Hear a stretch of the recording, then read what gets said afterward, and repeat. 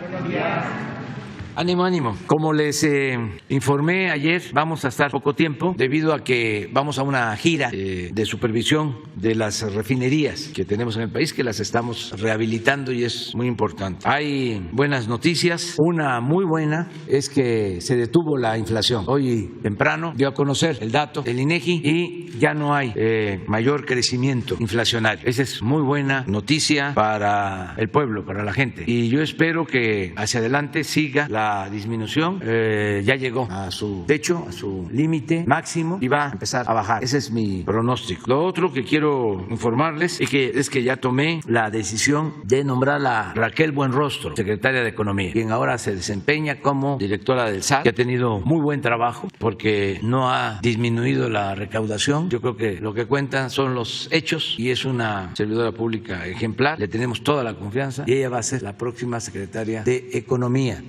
No, pues vamos poco a poco, no, de poco a poco. Ella va a estar como secretaria de Economía, es maestra en Economía, tiene licenciatura en Matemáticas de la UNAM y maestría en Economía del Colegio de México. Y ya pues se conoce porque ha estado aquí con nosotros en todo lo que tiene que ver con el SAT. De todas maneras, les vamos a entregar su historia pública. Muy bien, pues adelante. 1, 2, 3, 4. Empezamos por ahí. Muchas gracias, presidente. Muy buenos días. Primero preguntarles sobre la violencia en la Tierra Caliente del estado de Guerrero. Esto después de la masacre de hace unos días en San Miguel Totolapan. El día de ayer se difundió un video por parte de un presunto líder criminal que opera en esta región que acusa al grupo opuesto de la violencia de hace un par de días en este municipio. Preguntarle qué diagnóstico tiene sobre la violencia en esta zona de la Tierra Caliente, si se va a reforzar la seguridad y qué opina de que este presunto líder delictivo apodado El Fresa habla de una posibilidad de un acuerdo de paz que pararía con el alcalde que fue asesinado precisamente en este ataque, presidente. Bueno, se está haciendo la investigación sobre estos lamentables hechos en San Miguel Totolapan, en la Tierra Caliente, en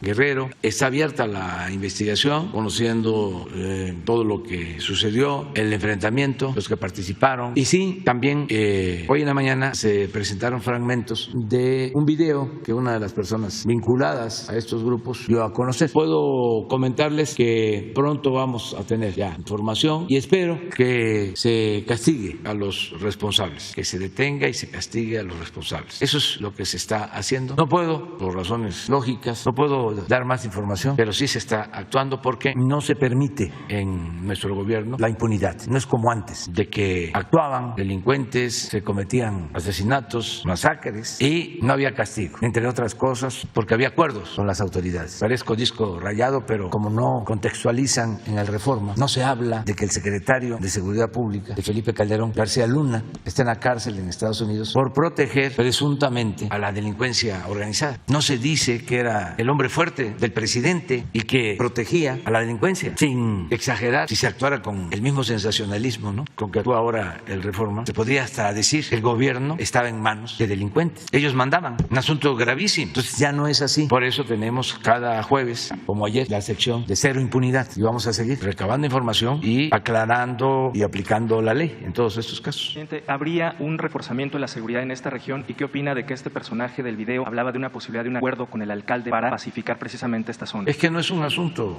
de autoridades locales, es un asunto gravísimo donde pierden la vida 20 personas. Eso no está para acuerdos, eso está para investigación y para que se aplique la ley. ¿Ese reforzamiento descartado por el momento? Sí, y se ha estado atendiendo la zona. Yo les comentaba que hace como un mes se negaron órdenes de cateo, un juez, y ya cuando se autorizaron, pues ya no se encontró nada. Al contrario, hubo resistencias de ciertos grupos de pobladores a la presencia del ejército. Entonces hemos estado ahí y estamos ahí. Por último, este tema, solo preguntarle si la gobernadora le ha solicitado el apoyo para intervenir precisamente en esta zona ante este tipo de hechos de violencia. Sí, y está Seguridad Pública del Estado y la Procuraduría. Y ellos llevan a cabo la investigación y están haciendo un buen trabajo. Presidente, y en un segundo tema, hace unos días, la semana pasada en particular, el viernes, un juez federal frenó este plan de estudios de la SEP que se implementa en varios centenares de escuelas de todo el país de educación básica. Una resolución judicial. Preguntarle para frenar la implementación de este nuevo plan educativo educativo de la SEP en 960 escuelas que representan un plan piloto precisamente para echar a andar este nuevo plan. ¿Qué opina de esta resolución y sobre todo de las críticas que hizo este juez en el sentido de que, se pretende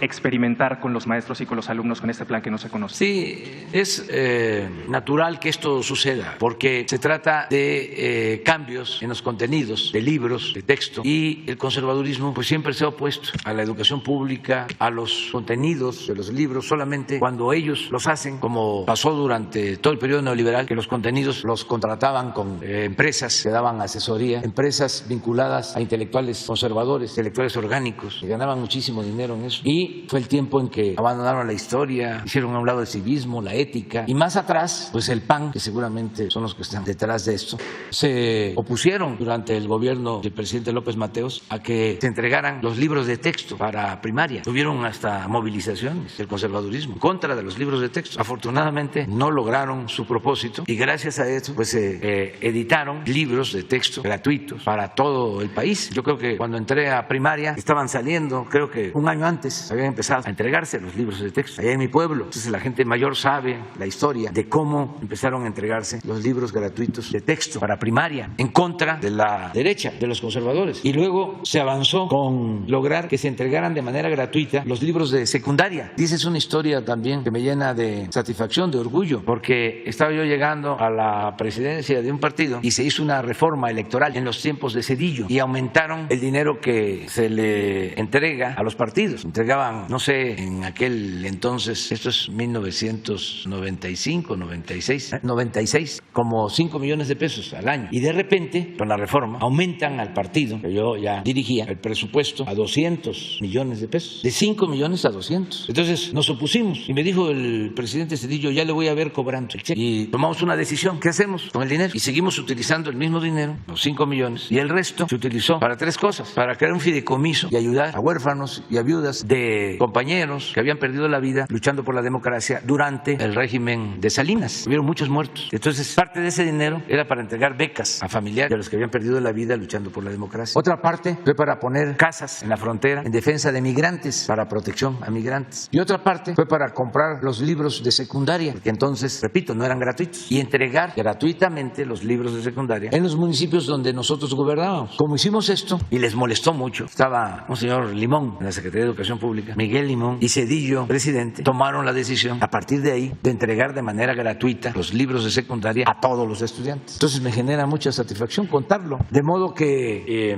tenemos que ver quiénes están promoviendo estos amparos y vamos a defender la necesidad de que se reformen los contenidos de los libros, porque ya no estamos en el periodo neoliberal o neoporfirista. Ya queremos que la educación sea científica, pero básicamente humanista, que haya un tronco común en donde nada humano nos sea ajeno, y a partir de ahí científicos y matemáticos y biólogos, pero un tronco común. Acaba de pasar una cosa en España lamentable que tiene que ver con ese pensamiento conservador. En una escuela se juntaron jóvenes, adolescentes, y empezaron a gritar consignas contra las niñas, maltratándolas. Era una actitud machista, autoritaria, misógina. Más que eso, preocupante. Bueno, hasta el presidente intervino. ¿Cómo vamos a estar formando jóvenes así? Claro, estamos hablando de colegios privados de clase media alta y alta, pero pues esos van a ser futuros políticos, futuros médicos, futuros abogados. Imagínense, es el franquismo sin Franco. Presidente, la SEP ya anunció que va a impugnar esta resolución judicial, sí, este freno al plan.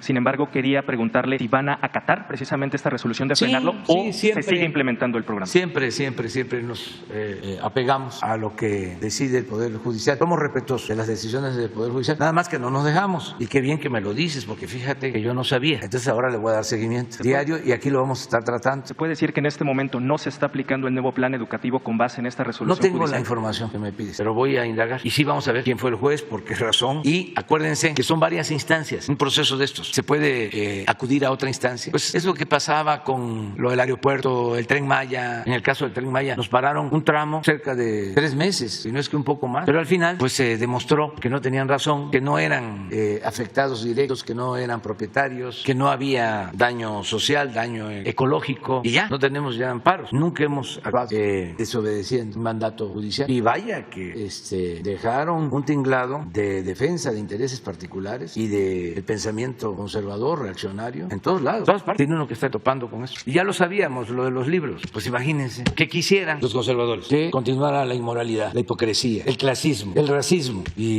en el caso de la discriminación o del racismo, ahí no importa qué nivel académico tenga la persona. Pueden ser doctores en derecho, en economía, en matemáticas, en medicina, y son racistas. Ayer hablaba yo de la canción de Facundo Cabral. Decía yo, pobrecito mi patrón, piensa que el pobre soy yo. Ellos no se dan cuenta, aun cuando sean eminencias en lo educativo, que están actuando de manera inhumana, inmoral, forma despectiva, discriminatoria. Es para decirles, pobrecitos, ternurita, ya, hagan algo, no regresen a la primaria. Bueno, sí, cuando ya estén los nuevos contenidos de los libros, para que no actúen de manera racista o discriminatoria. Muy bien, ¿quién sigue? Buenos días, presidente. Soy Valentina Peralta Puga, reportera de Ecos de Hoy y colaboradora de distintos medios. Hace 8 meses, aquí en la conferencia, el subsecretario Encinas y la comisionada Quintana nos expusieron ampliamente las razones por las que era importante crear el Centro Nacional de Identificación Humana dentro del contexto nacional de más de 105,000 seres humanos desaparecidos. Enseguida, usted firmó la iniciativa que fue aprobada por unanimidad en las cámaras de diputados y senadores. Se publicó el decreto en el Diario Oficial el 13 de mayo. El 9 de agosto, el subsecretario Encinas dio el banderazo de salida y encabezó en Morelos la ceremonia de inicio de las adecuaciones del inmueble donde operará este centro. Actualmente se están contratando a las primeras personas expertas para conformar los diferentes equipos de trabajo, entre ellos quienes identificarán a las personas sin vida que se han acumulado por años en las fiscalías locales y la federal y que hoy están alrededor de 53,000 personas abandonadas en fosas comunes en todo el país. En esta lógica de búsqueda, identificación y restitución, el decreto señala que el centro quedará adscrito orgánicamente a la Comisión Nacional de Búsqueda, ya que su operación significa la búsqueda forense con fines de identificación a través de un enfoque masivo con competencia en todo el territorio nacional para encontrar a miles de personas desaparecidas. Usted ha repetido que para estos asuntos tan atroces como la desaparición no hay techo presupuestal para que garantice la operatividad y obtener resultados en corto tiempo. Sin embargo, hay preocupación por el 6º artículo transitorio de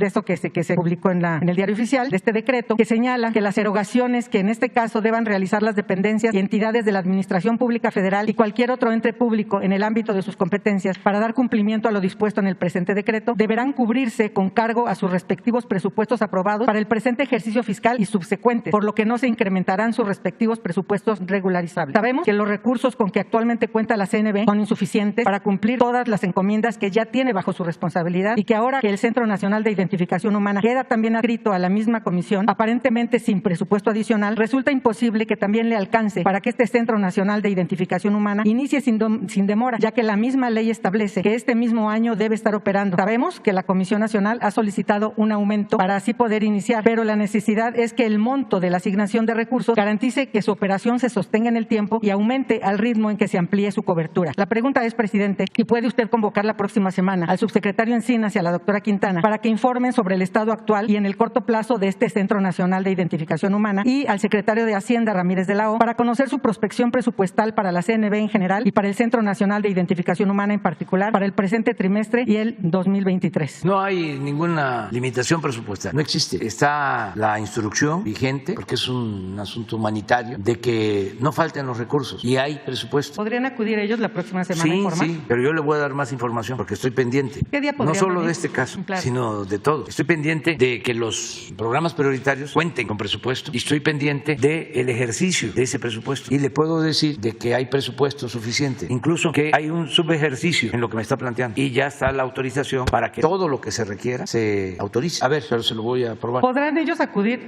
Si hay un subejercicio. Sí, pero todos los días veo a Alejandro Encinas. Claro, hay un subejercicio porque antes las comisiones locales de búsqueda recibían dinero del gobierno federal siempre y cuando cumplieran ciertos requisitos y cuando no los cumplían pues no se les daba ese recurso y ese recurso no se podía usar a la bolsa de la misma tema. Por eso se registra como subejercicio, pero realmente lo que pasa es que la norma no permitía que se usara para el mismo tema de búsqueda, pero como tal no es subejercicio porque no se haya ocupado, no se haya necesitado, sino porque así estaban dadas las circunstancias. Afortunadamente ya se cambió ahora en mayo y es posible que todo lo que las entidades no cubran se pueda usar desde el gobierno federal para el mismo tema. Sí, no hay problema. ¿Cuándo podrían venir, presidente? Mañana o pasado, o sea, en la próxima semana. Sí, puede hablar Encinas, Alejandro, con Juan Pablo de Botton, subsecretario de Egresos. Ahora le voy a mostrar, ¿por qué no le dices a Juan Pablo que si me envía el último reporte sobre programas prioritarios, ¿sí?, y sobre ejercicio de presupuesto. O sea, porque no hay problema, ¿sí?, y está autorizado.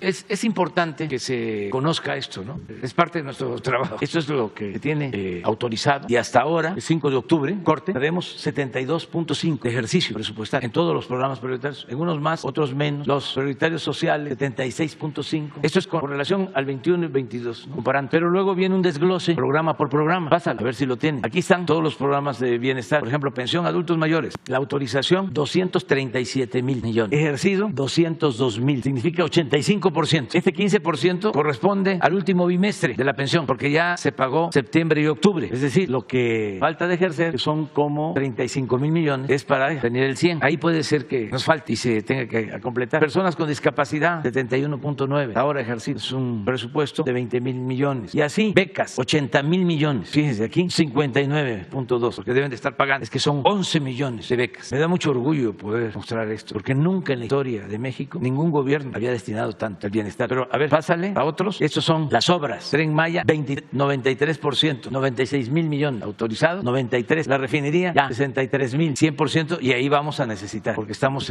integrando y ya en periodo de prueba. Hoy voy para allá, precisamente. Y así en todos los casos. Pero síguele, porque hay otros. Vacunación, la nómina educativa de Michoacán, que es algo especial, que iniciamos federalizando, porque no se les pagaba a los maestros. Aquí está, búsqueda de personas desaparecidas, 740 millones, ejercido 72.3, o sea, sí tienen recursos. Comisión de la Verdad, es lo mismo, ¿no? ¿O es otro? Ah, no, es otro, es que va con protección a periodistas, lo mismo, 56. Tú dices esto, sí, de 583 el año pasado, búsqueda de personas, porque también hay mucha desinformación, a 740. Sí, la comisionada acaba de pedir 300 más, de esos 700 pidió 300 más para completar 1,000 y sí, poder, pero no hay ningún problema. Muchas gracias. Sí, es cosa nada más que haga el trámite, porque si hay subejercicio en algunos proyectos, por alguna razón, pues se llevan a cabo transferencias de un programa a otro. Gracias, presidente. Mi segunda pregunta tiene que ver con un tema que usted plantea recurrentemente en estas conferencias sobre algunas organizaciones civiles. Señala que se erigen como defensoras de derechos y para obtener dinero usan como materia prima a miles de víctimas en México. Nosotros tenemos casi 12 años investigando y constatando muy de cerca el entramado operativo de personas y grupos de verdaderos empresarios de los derechos humanos, que en medio de las tragedias han buscado y ganado fama y fortuna. Y desde hace años conforman un coto de poder que propicia premeditadamente la incapacidad institucional, entre otras, porque se consideran dueños de las designaciones de titulares y directivos de las instituciones que atienden víctimas. Y entonces así insertan alfiles que diseñan procesos ineficaces para que ante la falta de resultados en las instituciones ellos sigan señalando violaciones del Estado mexicano y con ello se reinicie este ciclo perverso para que sigan obteniendo recursos y controlando el desarrollo de las instituciones mientras administran el dolor de las víctimas. También tienen como estrategia ir trepando sobre las víctimas para alcanzar reflectores y altos cargos. Hay múltiples ejemplos. Uno muy evidente, al que usted se refiere constantemente, es el senador sin partido, que usted ha llamado falsario. ¿Cómo detener el abuso de estos personajes? Usted declara con frecuencia que como principio real para resolver las problemáticas se debe ir a las causas y atenderlas. Si las víctimas de delitos graves están a merced de esto, y usted también ha llamado buitres y sopilotes, es porque una de las razones es que las instituciones están atomizadas y dejan vacíos que estos pseudodefensores aprovechan para llenar o aparentan llenar, lucrando con el dolor y la desesperación de las víctimas a las que el Estado ha negado resultados de justicia. En la medida que la respuesta institucional sea eficaz y eficiente,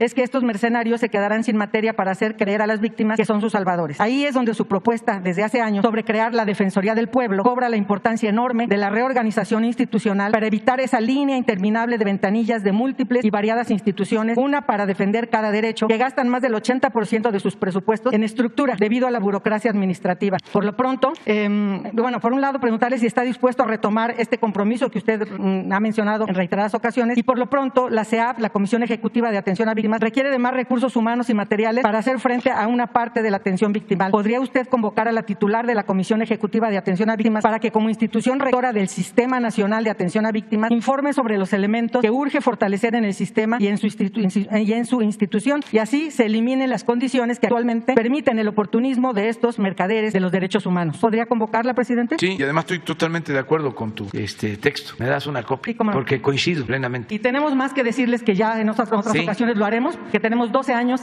insertos dentro de todo este mecanismo y es de veras abominable darnos cuenta cómo se ha generado esta corriente empresarial. Sí. Es que crearon una estructuras para favorecer a la oligarquía y permitirles saquear y actuar de manera autoritaria. Claro que sí. Nulificaron el Estado social de derecho. Entonces crearon todos estos organismos autónomos, supuestamente. Pero esa fue una estrategia. La otra, complementaria, fue impulsar las organizaciones de la llamada sociedad civil, porque necesitaban legitimarse para robar, para violar derechos humanos. Entonces proliferaron esas organizaciones de la llamada sociedad civil como hongos después de la lluvia. Surgieron y se volvió un negocio lucrativo para muchos. Entonces hay pseudo defensores de derechos humanos, pseudo ambientalistas, pseudo defensores de campesinos, pseudo defensores del movimiento obrero. ¿Se imaginan ustedes cuánto se llevaban? Y se siguen llevando. Del presupuesto estas organizaciones, además causando daños, porque desmantelan la parte de las guarderías del Seguro Social para subrogar el servicio a organizaciones civiles vinculadas a funcionarios públicos. No hay supervisión, lo que les importa es el lucro y por eso la desgracia de ABC. No rinden cuentas. Nada, absolutamente. Entonces sí es muy importante que esto se vaya combatiendo. Lo dije en la ONU, porque no solo es el caso de México, proliferó a nivel mundial. En el caso de Estados Unidos, con todo respeto, en vez de tener acuerdos con los gobiernos y destinar recursos de cooperación económica a países pobres a través de sus gobiernos legítimamente constituidos, predomina la idea de que los gobiernos son corruptos y que entonces hay que entregar esos apoyos a las organizaciones de la sociedad civil. Yo les he dicho con todo respeto y franqueza, pues por eso no se avanza en el caso de Centroamérica. La ayuda, la poca ayuda, en vez de entregarla a los gobiernos y cuidar de que no se roben el dinero, se le entrega a organizaciones de la sociedad civil y se queda el dinero en los aparatos burocráticos, en expertos de la sociedad civil que viven de administrar la desgracia, el conflicto, el dolor humano. Se volvió una actividad de las más lucrativas. Esto durante el periodo neoliberal en el mundo. Entonces sí es importante regresarle al Estado su función social, que el Estado cumpla con su responsabilidad social y que el Estado no viole los derechos humanos, que deje de ser el violador principal de los derechos humanos, como sucede en todo el mundo. Pero no es fácil, porque se creó un aparato que domina mucho en la ONU, en las organizaciones internacionales de defensa de derechos humanos. Son como una especie de Fondo Monetario Internacional, pero en lo relacionado con lo social. Todo eso lo fueron desarrollando. Entonces sí hay que seguir insistiendo en que las cosas cambien. Y aquí en nuestro país hemos avanzado. Por eso es el enojo también, porque se llevaban muchísimo dinero del presupuesto. Entonces, si se le va a apoyar al adulto mayor, ese dinero todo le llega de manera directa al adulto mayor, es su pensión. No es el Instituto para la Atención al Adulto Mayor, la Secretaría de Atención al Adulto Mayor. El fideicomiso, pues imagínense, si hubiese un instituto o una secretaría para el adulto mayor, un aparato burocrático enorme, ahí se queda el presupuesto y no le llega a la gente. Las organizaciones campesinas supuestamente independientes en el gobierno anterior, en los gobiernos anteriores, recibían miles de millones de pesos, no rendían cuenta y los líderes se hicieron millonarios. Si acaso le entregaban a la gente migajas, despensas, y ellos se quedaban con los recursos más cuantiosos. Entonces eso no, una de las cosas que yo celebro que se está haciendo es entregar de manera directa. Ya vamos a terminar las 2.700 sucursales del Banco del Bienestar. Entonces con una tarjeta el adulto mayor va y saca lo que por derecho le corresponde. El familiar autorizado de una niña, de un niño con discapacidad, un campesino, un becario, nada de organizaciones para tutelar. Y habían cosas peores, por ejemplo, no pagaban impuestos, de por sí se condonaban los impuestos. En algunos casos no pagaban impuestos, eran deducibles los impuestos y de esa manera hacían una sala de arte con lo que no pagaban los impuestos para la élite, o acciones filantrópicas, sí, pero con el dinero de todos y considerando gastos excesivos, y era presumir con sombrero ajeno. Entonces de repente eran muy caritativos. Todo eso se terminó, ahora todo el presupuesto va directo a la gente. Ya me tengo que ir, si no, no voy a llegar. Nada más por último le quiero entregar eso que le mandan 3 familias a las que les cambió usted la vida. Son los 3 jóvenes de Balancán que estaban detenidos injustamente. Sí. Rosa Isela hizo toda la gestión. El presidente del Tribunal Superior de Justicia los atendió personalmente. Es una hamaca. Se generó, es una hamaca. Y las palabras que le dicen es: señor presidente, este regalo que hoy le enviamos no es costoso, pero sí valioso. Es una hamaca de las muchas que aprendimos a tejer en el penal durante casi 2 años de prisión injusta. Fue hecha con nuestras lágrimas de hombres hundidos en la desolación, impotencia, frustración y ese miedo que tenemos la gente pobre cuando caemos en manos de autoridades corruptas y sentimos que la justicia nos queda muy lejos. Pero a partir de su intervención para que se investigara la verdad, nuestros dolores se convirtieron en gran ánimo y profunda fe. Se la entregamos para que cuando descanse sobre ella y esos miles de hilos con que está hecha lo cubran como símbolo de todas las vidas a las que nos ha devuelto la luz y esperanza esperanza en el presente y el futuro como presidente de México. Con respeto y gratitud, Aníbal, César y Juan Carlos. Bueno, me les da las gracias y un abrazo cariñosísimo. Y sí saben, yo aquí, ahora en Palacio no se puede, pero en la casa sí tengo mis hamaqueros y como se acostumbra, en el sureste está la cama y arriba la hamaca. Ah, ¿no es así? Y cuando hay calor arriba y hay un poquito de frío, a la cama. Entonces ya la vamos a disfrutar. Ya, quedamos pendientes. Te la doy. Adiós, adiós.